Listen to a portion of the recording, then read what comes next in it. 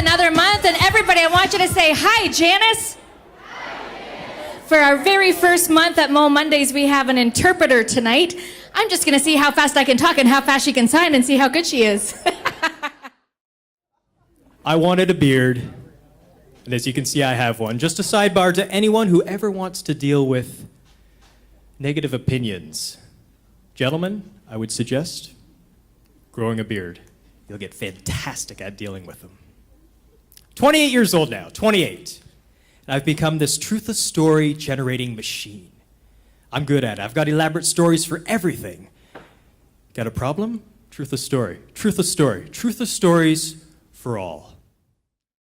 When those words came out of my mouth, I actually believed that there was going to be a future for us.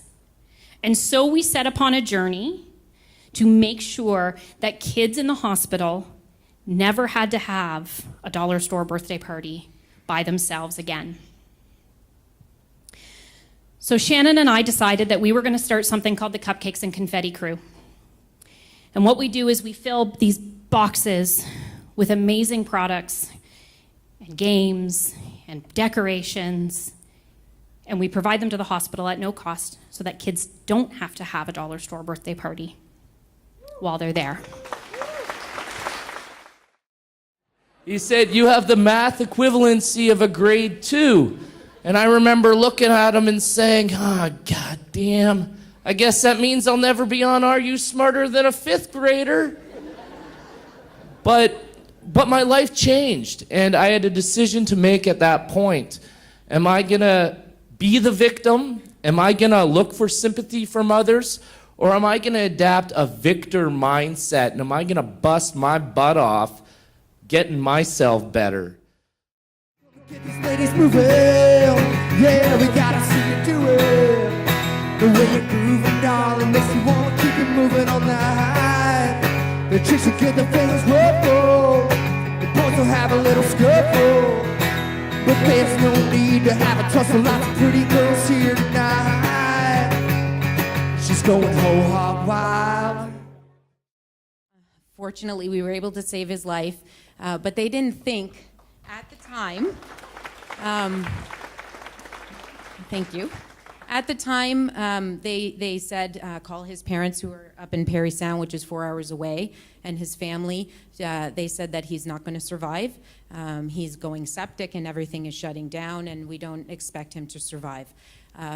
Needless to say, he did survive. He pulled through, he got through it, and there was a long road ahead to recovery, but he pulled through that first tragedy in our lives. Then, 2 months later, volleyball comes up. I'm in grade 7 this year, and the teacher says, I applied to try out for the team. He says, don't even come to the tryout. One-handed guys can't play volleyball. I said, oh yeah? All right. That's cool. I exploded again. I was angry. A lot of anger in my life. It's okay, I'm good now. Through meditation.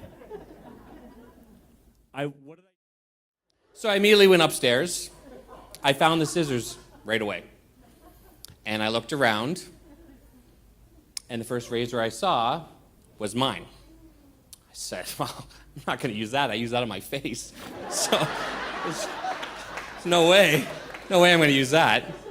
So I continued to look. And the next razor I found, deep back in the drawer, was my wife's, which I can only assume she used for her legs. I really don't know. I didn't ask. But it was a razor. And it did the job. So, fast forward now to the day of the surgery. I was feeling lighter, feeling good. How about a nice round of applause for our speakers for tonight? Sam Wolf, kick the lights up. While they're coming up on the stage, I'd like to say a final thank you to our sponsors. Our next show is August the 8th. Tickets are on sale tomorrow morning. And everyone, did you have a good time? Thank you to our speakers. And everyone, good night.